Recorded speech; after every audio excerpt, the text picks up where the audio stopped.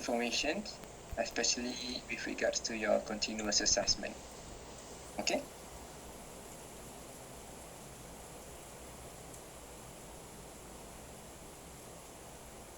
Right.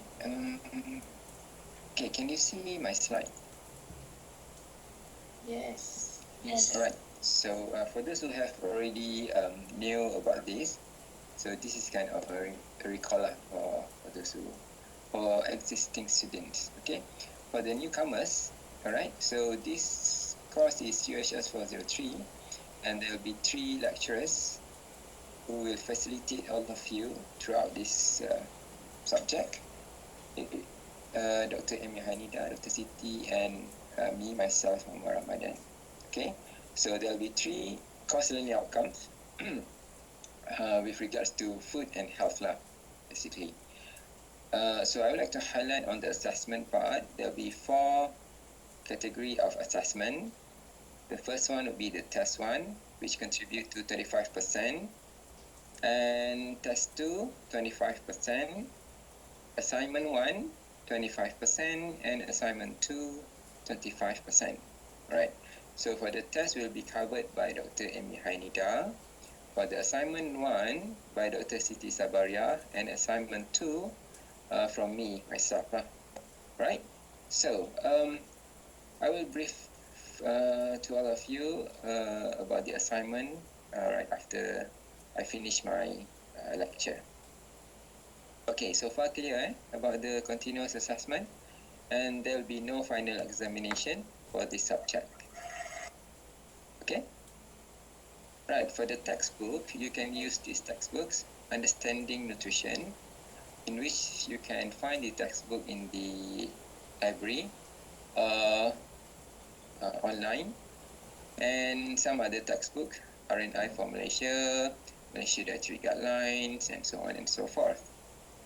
And we are going to use the official learning management system, UFuture. I believe that everyone is familiar with this website, UFuture.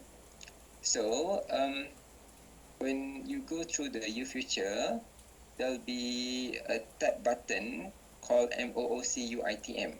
Okay, so if you look into this weekly schedule, so week 1, so for week 1 there'll be online lecture covered by Dr. Amy, and then for week 2, you see here it will be MOOCUITM.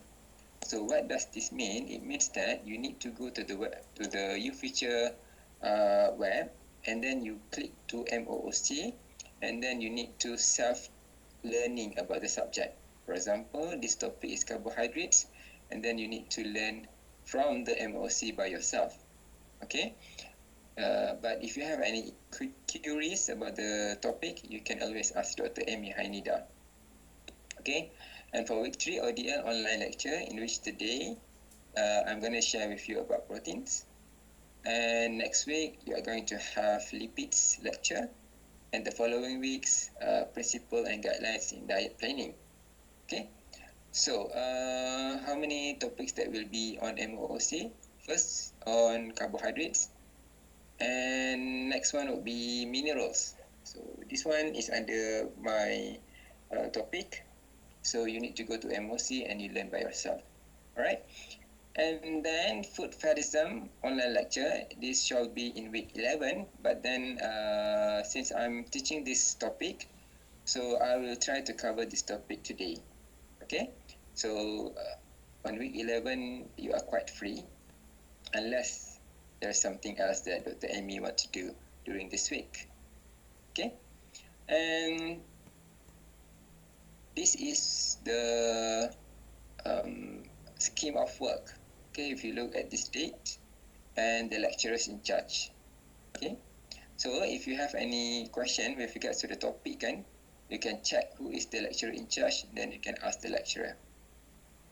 Okay, alright, so this is the interface of UFuture. For those who are not familiar, you can always download all the materials, the notes, or anything with regards to the topics in this tab, content. Okay, you go to course file UHS403, and then you go to course materials. You click a lecturer in charge, for example, Dr. Amy Hainida, and then you can download the content. Okay, and this one is the interface for MOOC. Okay, so if you complete the MOOC activities, okay, for example, can you go to carbohydrate topic and then you complete everything, then at the end of the subject, or if you completed all the topics together with the activities, then you will be awarded with a certificate. Okay, certificate of completion. Right. So that's about the course. Okay, for the newcomers, do you have any question? No question, eh? No. Alright. So I hope you understand this is going to be very easy and straightforward. Alright, so I shall proceed with my lecture, protein. Okay, protein is very easy and simple topic. Okay, very easy for you to understand, it's straightforward. Maybe you are going to learn a new medical terms ataupun scientific term, not medical, scientific term. Then you need to remember certain terms, but that one is easy lah, easy. Okay. Alright. Allow me to share my slide.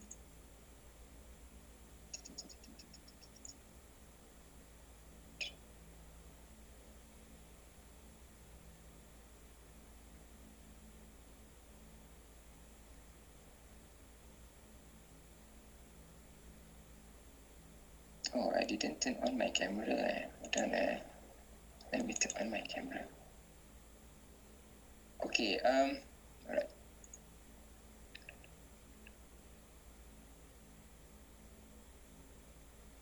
Okay, let's start learning about protein. Okay. Alright. So, protein. What is protein? Okay. So before we begin, this is the course topic learning outcome. So you must be able to describe the structure and types of protein, give example, food that is rich with protein, and discuss the health effects and protein recommended intake. Right? So what is protein? Okay, if Indonesian, they call it as protein. Okay, for Malay words, we call it as protein, same as in English, protein. Now, this picture, okay, if you look into this picture, these are the food that rich in protein.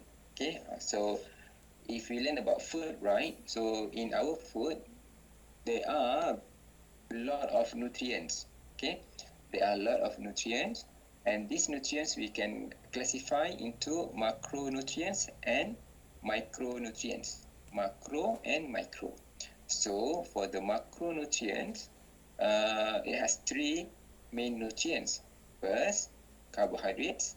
Okay. Second, protein. Third, fat. Right? Third, fat. So why it is categorized under macronutrients? Because it contributes to energy. Okay, our body needs energy, and the energy sources are from carbohydrates, protein, and fat. And today we are going to learn about protein. So the picture that you saw in the slide is all high protein food. Okay, so basically in general, the high protein food is important because if you look into this picture, do you know them? Do you know this artist? This is Taylor Lautner. He's quite famous with the movie Twilight. Twilight? Okay? Yeah, Twilight. Ada yang tengok Twilight? Tengok. Ada, tengok. Dia bersiri kan? Okay, dia dengan Edward Cullen dia punya watak dia. So ini watak dia Jacobs kan? If I'm not mistaken, Jacobs. So you see, he is muscular, alright? And another artist is apa ni? Rain. Okay, Rain from Korea. Okay, and this is the model. Alright, the woman is the model. I don't know her name, but definitely she is a model. Alright, if you look into this picture, this is basically the function of protein, in which it shapes your body. It can help to shape your body, whether you want to be muscular or whether you want to be slim. Alright, so protein play a significant role in shaping your protein. Okay, if you look into their hair is quite healthy. Okay, you tengok this woman hair dia sihat. So hair, nails, eyes, skin, all are important parts in our body that actually protein play a role in maintaining the health of the skin and everything. Right? So basically that would be the importance of protein in our body. Okay. So what is protein? Looking into the chemical structure, protein is a compound that consists of carbon, C, hydrogen, H, and oxygen. Okay, carbon, hydrogen, and oxygen. And the uniqueness about protein, apart from it contains carbon, hydrogen, and oxygen, it also contains another significant structure, which is nitrogen atoms. Okay, remember? Nitrogen atoms. Alright. So if we look into the shape of the structure of the protein, okay, if you look here, these are the protein structure. It has C, H, O, and N. N is for nitrogen compound. Okay, so protein got so many forms. Okay, ada banyak jenis protein. For example, valine, leucine, and tyrosine. Okay, so different shapes, different structure, different forms of protein contribute to different functions in our body. Right. So imagine if you take ataupun you eat chicken chop, kan, you consume chicken chop. Chicken is high in protein. Okay, when you consume food that high in protein, what happen to this protein? Generally, this protein will be broken down. Okay, protein ni akan dicernakan, okay, menjadi a very simple and very small molecule in our body. Okay, imagine. Okay, kalau you makan protein is this size, big size, and then when the protein enter to our body, it will be processed, and then it will become smaller size. Okay, like this, smaller. So this smaller size of protein, we call it as amino acid. I repeat, the smaller size of protein, we call it as amino acid. Okay, so remember, when the protein is in this big shape, when we consume protein food, it will be broken down, okay, to become a smaller molecule called as amino acid. So this amino acid will then be absorbed in the body and to be utilized by the cells. Alright? So protein jadi amino acid. So amino acid ni actually there are so many variety of amino acid. There are so many forms of amino acid. So in general, there are 20 amino acids that we know so far. So another example of amino acids is valine, leucine, and tyrosine. Okay, faham tak so far? Faham? Faham. Okay, faham So amino acid ni ada lebih kurang 20 jenis amino acid. Okay. So, ini ialah protein structure dekat dalam kita punya salah satu sel. Okay, contoh yang saya bagi di sini ialah sel darah merah ataupun dipanggil hemoglobin. Hemoglobin. Okay. Sel darah merah dipanggil hemoglobin. Alright. So, dia ada banyak structure starting from primary structure. Okay. And then secondary structure. Okay, and then tertiary structure, and then dia ada quaternary structure. Okay. Dia ibarat rumput pula. Rambut. Kalau you ambil sehelai rambut ataupun sehelai benang, itu dipanggil primary structure. Tapi kalau you kumpul 2 helai benang, 3 helai benang, dia panggil secondary structure. And kalau you kumpal-kumpal 2-3 helai benang, dia panggil tertiary structure. And then kalau you kumpul banyak sangat benang, dipanggil quaternary structure. So, contoh quaternary structure protein dekat dalam badan kita ialah sel darah merah. Okay, sel darah merah ataupun hemoglobin. Right. Oh, tadi saya kata amino acid ada banyak kan, ada dalam lebih kurang 20. So dalam 20 amino acid ni kita boleh bagikan kepada 2, iaitu essential amino acids and another one non-essential amino acids. Right.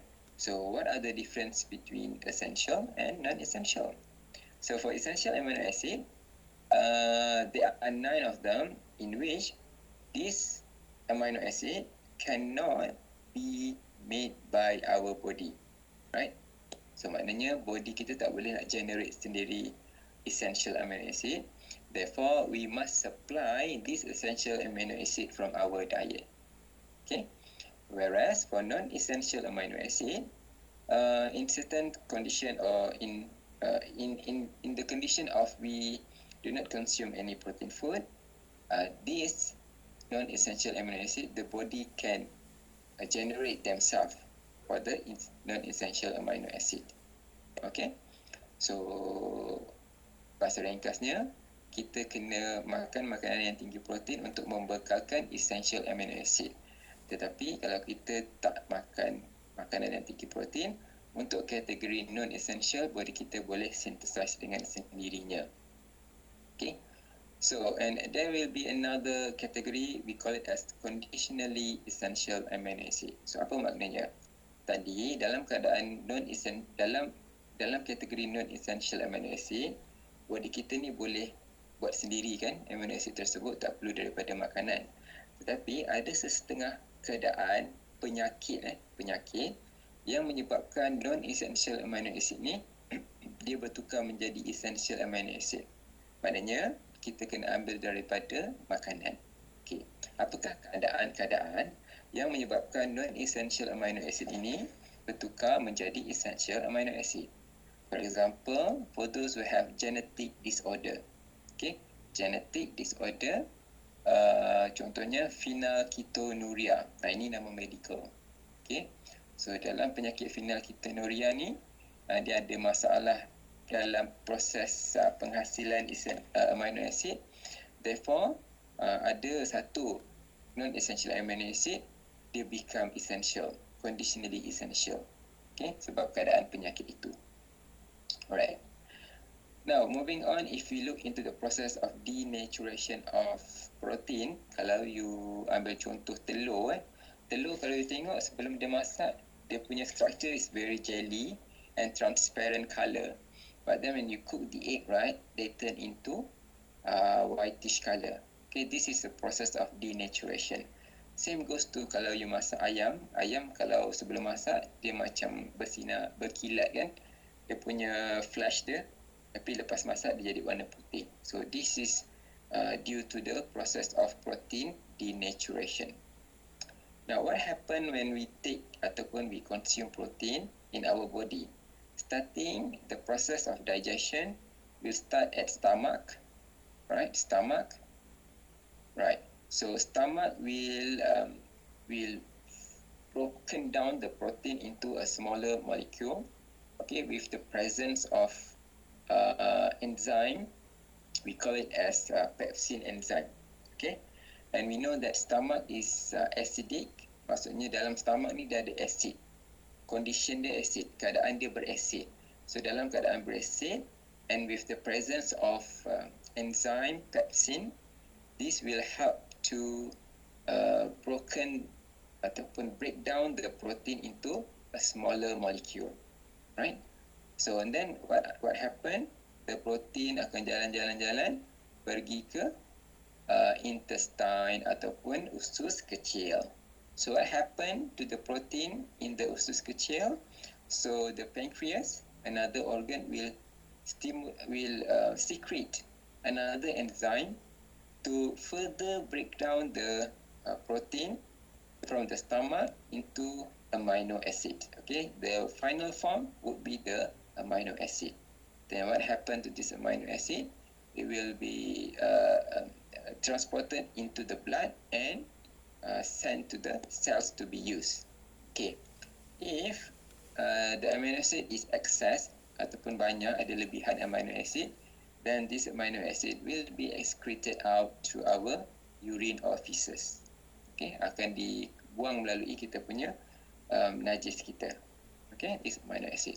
So that will be the basic and simple process of protein digestion. Okay, where can you get the protein? What are the sources of protein? So there are two main sources. First would be from the plant base, and another one would be from the animal base. Okay, this picture I took from internet, the fitness chef. Alright. Okay, basically the idea is same, in which they want to portray the food based from plant protein food and animal based protein food. Okay, so for plant based, you can get the protein from chickpeas, oats, tofu, lentils, and then almonds, kacang, and some vegetables and fruits. For example, avocado, broccoli. Right, these are all foods that rich in protein. Okay, kenapa kita kena tahu? Sebab some people they might practice vegetarian diet. So for those who are vegetarian, they can get the protein from the plant-based protein. Whereas for the animal, this is quite common. Egg, ni semua orang tahu kot.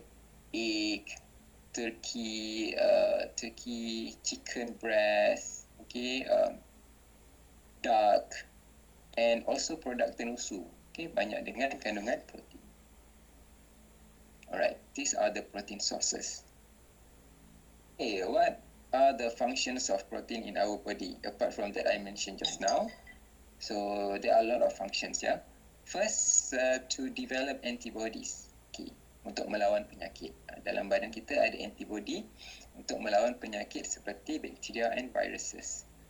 Second, cellular messengers. Okay, dia bertindak sebagai macam postman lah. Okay, nak bagi tahu daripada sel A kepada sel B, antara sel-sel, antara tisu-tisu dalam badan kita, messengers lah. So this is also the job of protein, to create the receptors. Then muscles, okay, the development of the muscles. Okay, for those who like to develop your muscles, then you may need to consume a lot of protein. Okay, and then hair and nails. Okay, as I mentioned just now, kita tengok kita punya hair and nails ni keep on growing, right? Keep on growing. Kita potong, dia tumbuh. Kita potong, dia tumbuh. So the process of growing needs adequate amount of protein. Then blood. Blood ni tadi contoh yang saya dah mention. And then brain and nerve. Enzymes. Okay. The formation of enzyme also made from proteins. And last but not least, cellular construction workers. Okay, sel-sel kita ni diperbuat daripada protein. So kalau you terluka, ataupun you tercedera, ataupun you accident dan memerlukan proses penyembuhan, so the process of repairing, right? So it needs protein. Okay, that would be basically the functions of protein in our body. Now, how much you need to take the protein? Okay, so based on the recommended nutrient intake for Malaysia, right? So every healthy individual, you need to take around 1 gram per kilogram body weight. Okay, so for example, Amira. So Amira berat dia ialah 50 kilo. So Amira ni nak tahu berapa banyak protein yang dia kena makan. So dia kena guna formula ni, 1 gram per kilogram body weight per day. So kalau berat Amirah 50 kilo, maknanya dia memerlukan 50 gram protein setiap hari. Okay, setiap hari dia memerlukan 50 gram protein. So how can you meet the requirement? Macam mana nak tahu kita ni cukup makan ke tidak? So to simply put, you can always refer to Pinggan Sihat Malaysia and practice according to this pinggan. Okay, if you refer to Pinggan Sihat, there'll be 4 sections. First, from carbohydrates, 1/4, and another quarter would be from the protein-based food. Okay, you tengok sini gambar ikan kan, ikan pun makanan yang tinggi protein, and another half from fruits and vegetables. Okay, so make sure in your breakfast, lunch, and dinner must have this food category lah. Okay, what happened for those who do not take enough protein, right? So these are the conditions that normally happen in less developed country. Okay, negara yang kurang membangun, kurang makanan, So it can cause kwashiorkor, okay, kwashiorkor and marasmus. Okay, if you look into this picture, kalau kwashiorkor ni dia ada bengkak air lah, edema. This is called edema. Edema means bengkak air. Right, so dia ada edema di kaki dan juga di muka sedikit. Right, and for marasmus, no edema, less common. But then you tengok dia kurus tulang saja. Okay, this is due to inadequate ataupun insufficient intake of protein. Okay, right. So that's it about protein. Any question? Simple kan?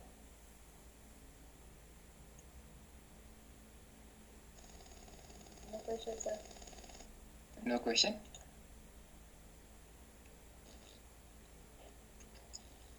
Sir, Ada soalan tak? sir, apa beza protein putih dengan merah? Protein putih dengan merah. Oh, okay. Alright. So, dia panggil okay, ada setengah istilah dia panggil protein putih, protein merah, ada yang dia panggil white meat and red meat. Okay, white meat, the sources are from chicken, duck, and for red meat ataupun protein merah, dia daripada sumber daging lah, daging lembu ataupun daging kambing, daging unta, segala jenis daging. Okay, yang warna dia merah. Kalau you tengok daging, warna dia kemerah-merahan kan, so itu ialah daging merah ataupun protein merah lah. Okay, so beza dia dari segi sumber. And in term of nutrient wise, kalau daging-daging ni dia ada dia kaya dengan zat besi. Okay, sebab tu dia memberikan colour warna merah. Okay, siapa yang tanya tadi? Okay, sir. Okay, so Abdul Akram, kedua-dua protein ni bagus. Cuma based on recommendation kan, based on recommendation, kita lebih digalakkan mengambil protein putih.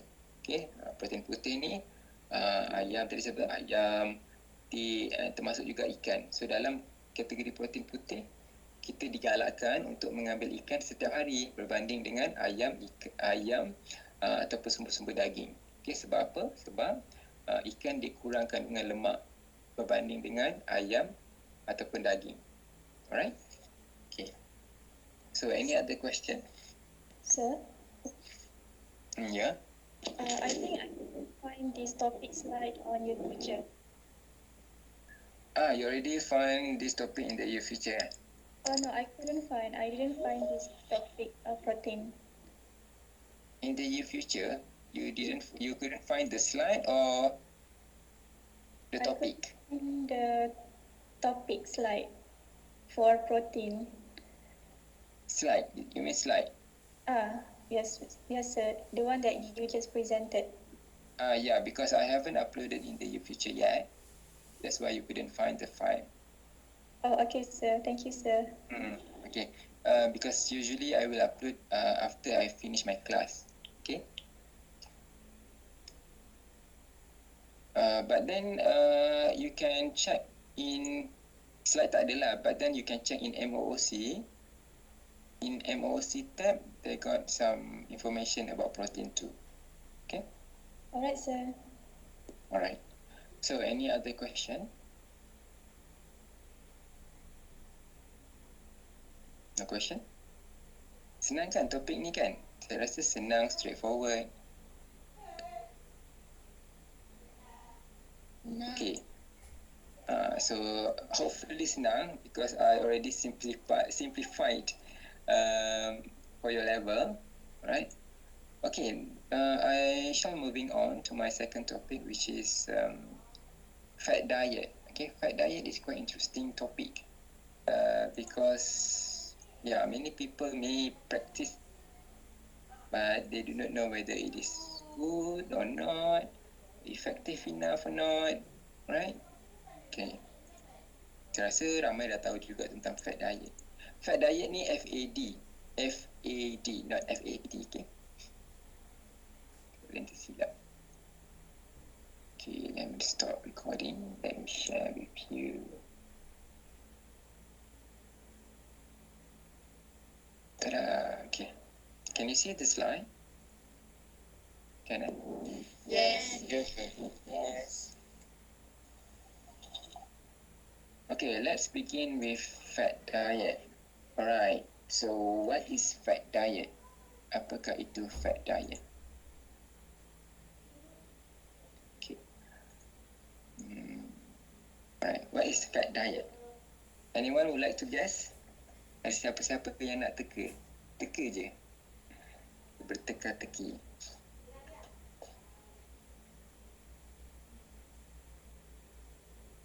Okay, tak ada yang nak teka?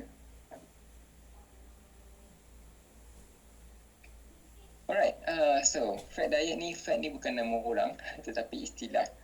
Okay, satu istilah that refers to any kind of diet that commonly aims to reduce weight. Right? So, if I say Atkins diet, do you know Atkins diet ataupun intermittent fasting diet? Have you heard about this term? Atkins. These are all kind of fat diet. Okay, so in general, the fat diet they encourage ataupun they claim, and the purpose of fat diet, the purpose of fat diet is to encourage weight loss, right? To stimulate weight loss among the practitioner. Okay, for those who practice fat diet, they actually want to reduce their weight. Okay, what are the things that fat diet highlighted? Okay, so first, they may disallow certain foods, right? Kalau you practice contohnya Atkins diet, you cannot eat this, you cannot eat that, so they disallow certain foods, and some advocate certain food combination, and some claim that person's genetic type or blood type determines the best diet. The example for this diet is blood type diet. Dia ada satu istilah, blood type diet. So dalam blood type diet ni, dia akan bagi tahu kalau you darah A, what are the best food that you can take for darah A, and what are the food that you must avoid for blood A punya people. Alright. And others advocate taking unproven weight loss dietary supplement. This is quite dangerous. Okay, there are so many cases that people taking supplement, at the end of the day, they admitted to the ward, liver failure and so many failures, right? So be careful.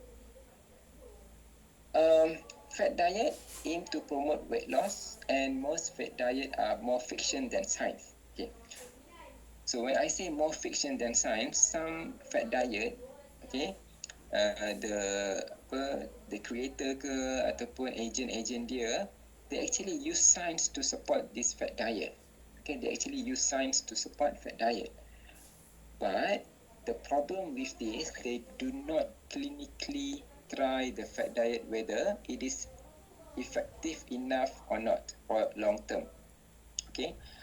So maybe those who practice fat diet, dia boleh membantu untuk menguruskan ataupun mengurangkan berat badan, tetapi dia tidak diuji secara clinically proven. They do not have certain tests prove clinically whether this fat diet is effective for long term, and it is sustainable, and is it really safe to be practiced by the individual. Okay, so that's why it is more fiction than science, right? Dia berdasarkan konspirasi. They learn science, then they create their own theory to say that, okay, this practice can help you to lose your weight. Okay, and in fact, for those who practice that, it is effective. Tapi, maybe in short term, but not for long term, right? And people will get attracted if they can see result very, very soon, fast result, because fat diet normally you can get the result based on their claim lah, 1 month or weeks time, right? So in general, the concept in fat diets first, it emphasized the distribution of macronutrients. Okay, as I mentioned, macronutrients tadi ada 3 kan, protein, carbohydrates and fat. So dalam fat diet ni ada dia play around with the distribution of carbohydrates, protein ataupun fat. Contohnya Atkins diet. Dalam Atkins diet, dia encourage high protein diet and low carbohydrates diet. Distribution of micronutrients. And selective food choices. Ni as I mentioned, some diet they may allow you to eat certain foods and may disallow you to eat certain food. Okay, dia ada food yang dilarang, ada makanan yang dilarang. Okay, and meal timing. Okay, ada certain period. Ada masa you boleh makan, ada masa you kena puasa. Alright, so meal timing ni contohnya intermittent fasting diet. Okay, you have to berpuasa dalam masa 8 hours, and then you have 4 hours for you to eat anything, and then you need to continue fasting for another 12 hours, and then you can eat for 2 hours. Macam tu lah, dia ada meal timing dia. So this is basically the general concept in fat diet. Trend in fat diets. Okay, it started off in 1970s. Okay, dalam 1970, it started off with Dr. Atkins' diet revolution, which Atkins diet lah, in which he encouraged low carbs and high protein, and later on in 1980s was replaced by pre-Atkins diets. Pre-Atkins diet I think is less popular lah. So in pre-Atkins diet, it encouraged high carbohydrates and low fat diet. Okay, and then sampailah sekarang. Sampai sekarang yang saya rasa is quite famous still, Atkins diet. And nowadays people are trying to practice intermittent fasting diet. And I think clinically the intermittent fasting diet has been proven to be effective in reducing the weight. Okay. Alright, so these are the modification of macronutrients according to fat diet. Okay, kalau you tengok example number 1, Atkins diet, the carbohydrate must be less than 20% out of total calorie per day. Okay, katakanlah Syafiq punya calorie requirement is 1000 per day. So calorie requirement dia 1000 per day. So kalau dia kena ambil carbohydrate less than 20%, maknanya carbohydrate dia sekadar 200 kalori sehari. Okay, so that is how they calculate the intake of carbs, protein as well as fats. Whereas for the zone diet, 40% carbohydrates, 30% protein and 30% fat. If you look into this highlighted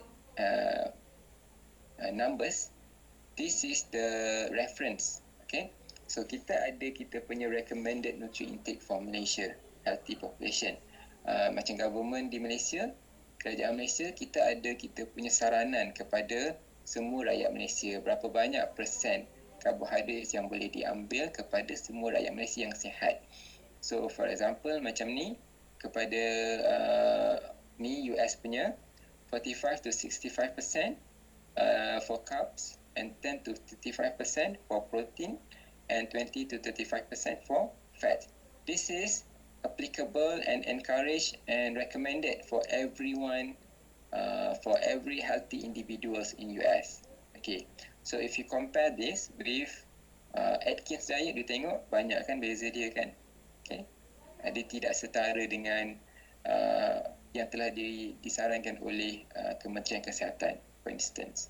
So when it is not tally with the standard recommendation, then we afraid of complications, okay, that may happen to the individual who practice those diet. Now, this is the claim sebab you tengok kalau you pergi kedai buku kan, MPH ke Kunia ke kan, dia banyak sangat buku-buku berkaitan dengan fat diet, especially the Atkins diet, banyak buku dikeluarkan, right? So claim dia apa? Kalau you tengok contoh the new Atkins for a new you, I tengok tagline dia, very appealing. Kalau orang tengok orang yang nak rebrand diri, nak kuruskan berat badan, definitely dia baca, wow, the new Atkins for a new you. Then what are the claim? What is the claim of the Atkins? A low carb diet is the key to weight loss and good health because carbs cause high insulin level. So scientifically it is true. When you take food that high in carbohydrates, it will cause insulin spike ataupun it will induce the release of insulin from the pancreas. Okay, this is a normal process. Alright. However, if you take too much carbohydrates or high refined sugar, then it will trigger the insulin release in a very large amount at a short time. So dia boleh menyebabkan insulin spike. Right? Scientifically it's true, yes. But then clinically it has not been proven whether Atkins is effective enough or not to reduce weight in the long term. So, what can you eat? Yes, for seafood, poultry, meat, eggs, and whatnot, and less or reduce sweets, refined grains, milk, and yogurt. You know, milk also in the category that you must avoid. Okay, so for me, this is quite unbalanced, in which we still need to take the milk because milk contains calcium and other minerals that is important to our body. Right. Now, this one you can read. So, fat diets all nonsense? Adakah dia mengarut? Okay. So, most fat diet do limit calorie intakes and produce weight loss, at least temporarily. Right? Meaning to say, kita taklah kata dia mengarut dan sebagainya, tetapi dia ada kesan. Cuma, maybe just temporary. Okay. And studies demonstrate, however, that fat diets are particularly ineffective for weight loss maintenance. Okay. For example kan, you practice Atkins diet, you makan yang high protein, you tak makan nasi, you tak makan makanan yang ada carbohydrate for 3 months, and you can see the result. Yes, you will lose your weight. You will lose definitely your weight. But then, are you able to maintain that kind of lifestyle for a long time? Sampai tua, tak nak makan nasi, I'm not sure whether you can sustain that. Alright? And in fact, if you do not eat enough carbohydrates, it can lead to another issues, health issues, for example, acid-base imbalance in the blood, and many other issues. Okay? Alright. So back to basic concept for weight loss, in which we will look into the calorie in and calorie out. Dipanggil energy balance. I think you are going to learn about this soon on energy balance. So when a person would like to reduce weight or increase their weight, they need to know their calorie recommendation and calorie requirement for that particular individual, and then this individual need to know how much calorie that should be cut down to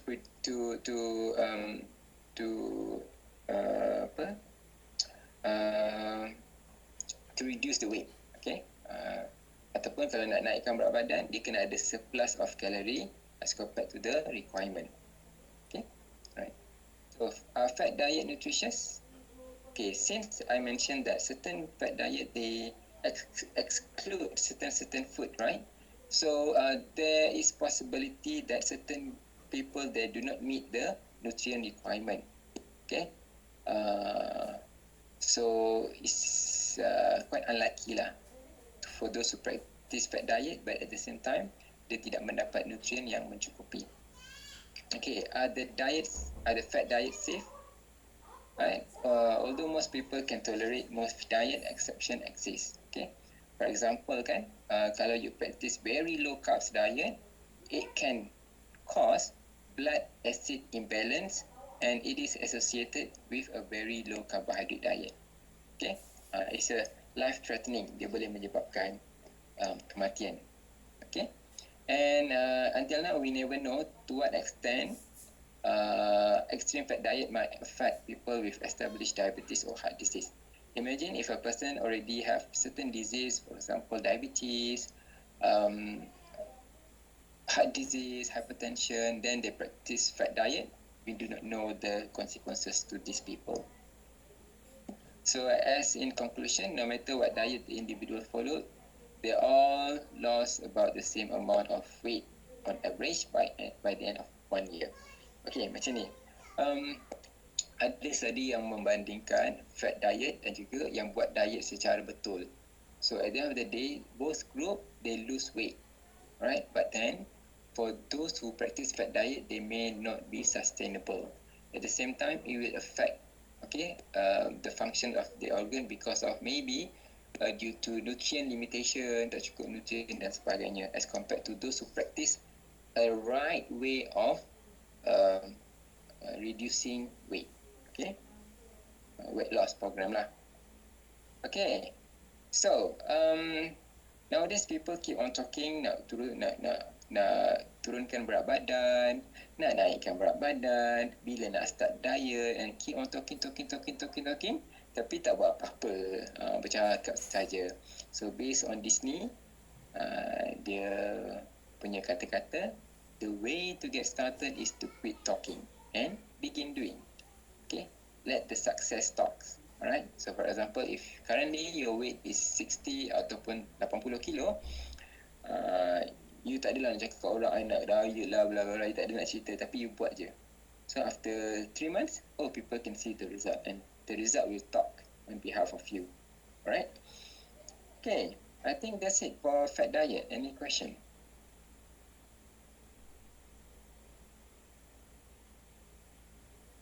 Okay, any question?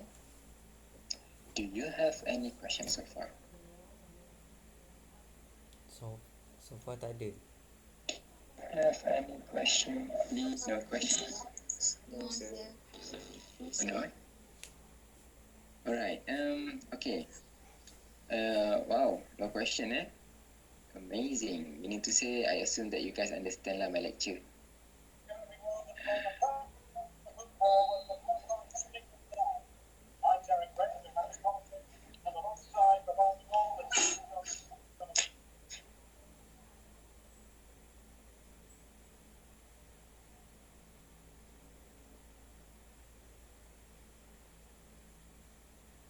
Okay, so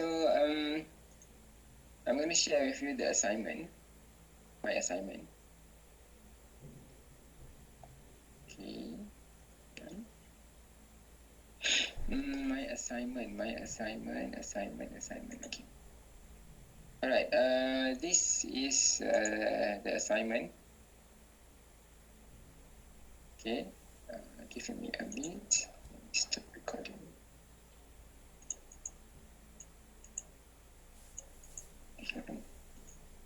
Okay.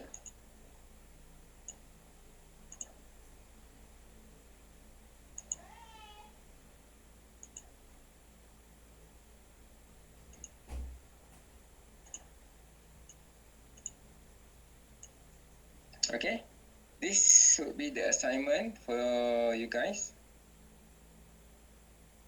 Assignment for UHS403, Nutrition and Health video assignment. Okay.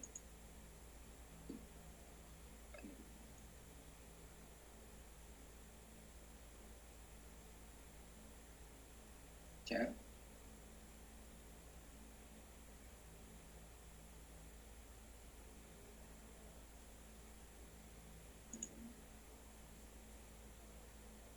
Hilang pula. Tak nampak kan slide kan? Nampak lah. Send. Nampak? Apa saya yang tak nampak? Macam mana?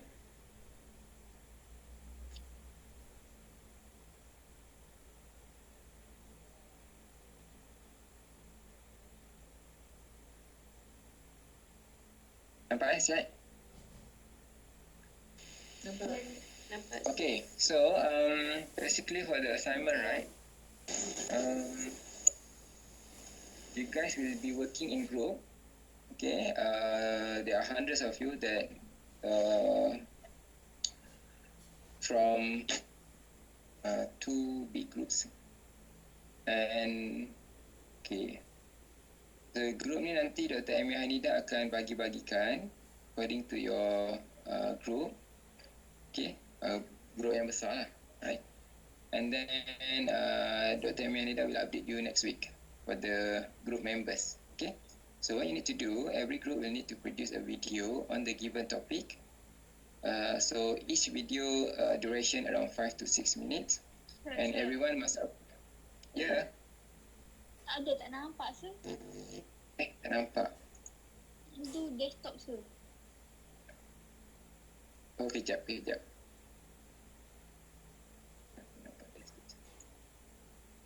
Okay. Okay. Right. So I repeat, so student will be working in group, and Dr. Amy Anida will update the group members next week, insyaAllah. So what the group need to do, so you guys need to produce a video on the given topic, 5 to 6 minutes for each video, and everyone must participate and be in the video. So every group, not everyone, every group must upload the video in YouTube, okay, in YouTube, and share the link with me. I will give you the form for you to share the link.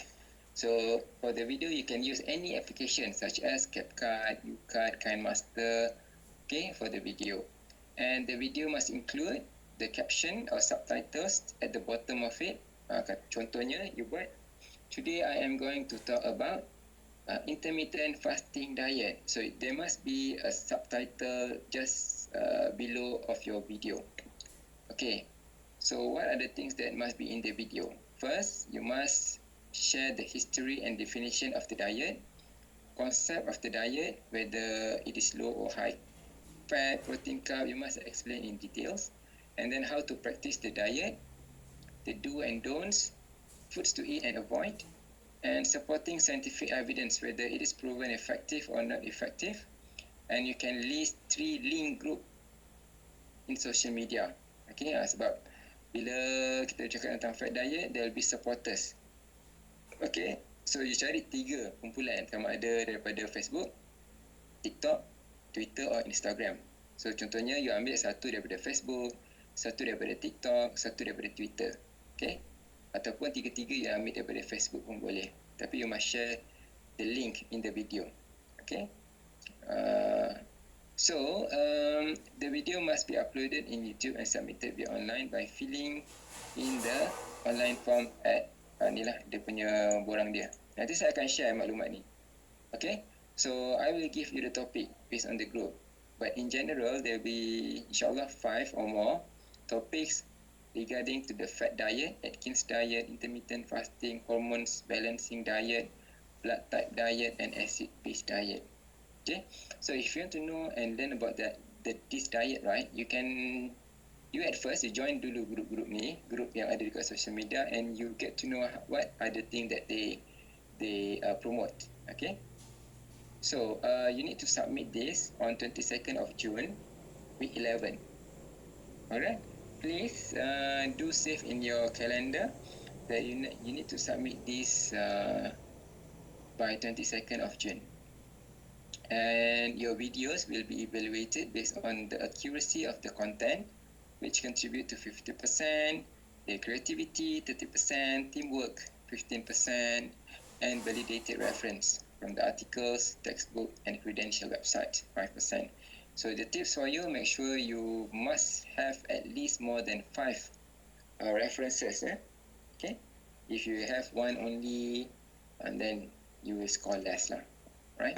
And this is a very important note that late submission and any form of plagiarism will not be tolerated, and no marks will be given. If I found that you copy and paste video from others, then you will get no marks for that, right? So, are you okay with that? Yes, sir. Sir, Yes, those sir. 5 je ke? Apa? Those 5 of type of diet tu je ke? Nanti setiap guru akan ambil satu je. Ke ada lagi? Ke I mean maksudnya ada keto diet ke apa ke? Ke 5 tu je? Yang ni setakat ni saya buat 5, tapi nanti saya akan tengok balik ada penambahan ke tak. Okay. Saya akan tengok kepada trend semasa, mana yang most popular lah. Okay? Alright. So, tu saja kot assignment. Clear kan apa nak kena buat? So, remember this will contribute to 25% of your total marks. Sir, Yeah. could you please explain the E1 again? E1. Yang mana? E, apa the E tu? List 3 links tu. List 3 links. Okay. So, you must identify group yang ada dekat Facebook, TikTok, Twitter, Instagram that support the fat diet, and then you share the link lah dekat dalam video. Itu saja. Oh, thank you, sir. Welcome. Faham tak? Faham. Tapi nanti dah start buat boleh tanya lagi. From time to time, you can always ask me. Okay. Tanya. Yeah. Maksudnya kalau dalam TikTok ada orang dia bagi tahu yang dia apply diet tu and efektif untuk dia, kita ambil lah video tu. Boleh. Biasanya kan TikTok ni kalau orang tu apply, dia akan share dia punya bos dia atau manager dia ke ataupun founder dia ke kan. So you boleh ambil yang founder tu. Okay? Alright, sir. Faham tak? Oh, bukan personal orang tu, maksudnya in group yang apa diet tu. Saya nak yang dalam group, maknanya dia dah join community. Kalau Facebook dia ada community. So you boleh search kan, kalau kat Facebook boleh search group. So you tengoklah, you try to type Atkins Diet Malaysia ke, and then you will find group-group yang support Atkins Diet. Ataupun kalau dekat TikTok dia tak ada group, tapi dia akan ada founder yang always sharing apa yang dia buat. So you share yang founder tu.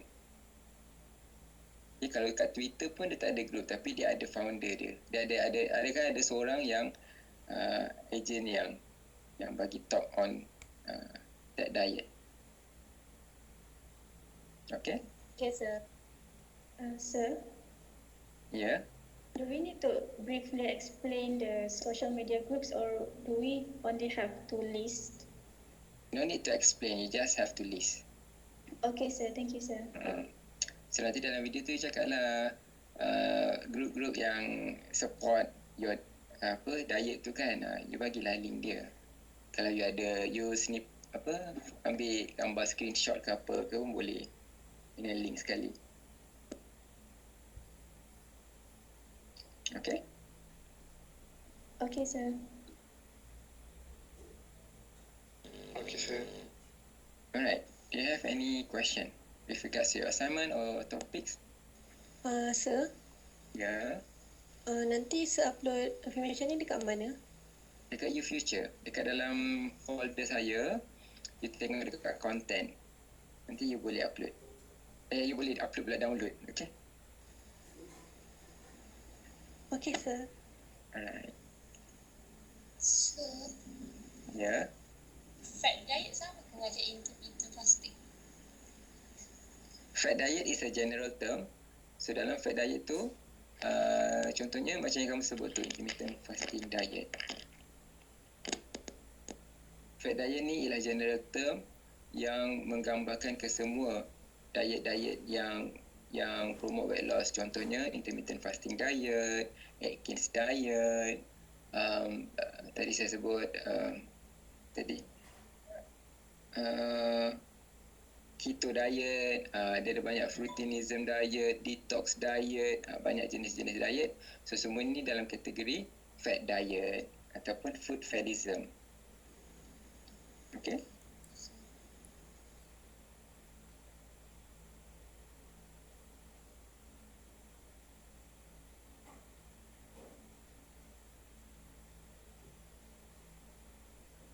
Okay, any other question? So far tak ada questions. So far tak ada. Okay, let me check in the chatting room if there is any. Ni Nur Ali ni saya dah jawab soalan dia. Okay, so if there is no question, I think we can end our class soon, earlier so that you can prepare for your berbuka. We have 4 hours to go before buka 3, 4, 5, 6, 4 hours. Okay, and then you can have a look and read from website ke tentang protein. And satu group berapa orang sir? That one I'm not sure because Dr. Amy will decide how many persons in a group. Yeah, Dania Shamira. Because at the end of the day, Dr. Amy dia akan tengok the total number of you. Then only they akan decide how many persons in a group. Okay?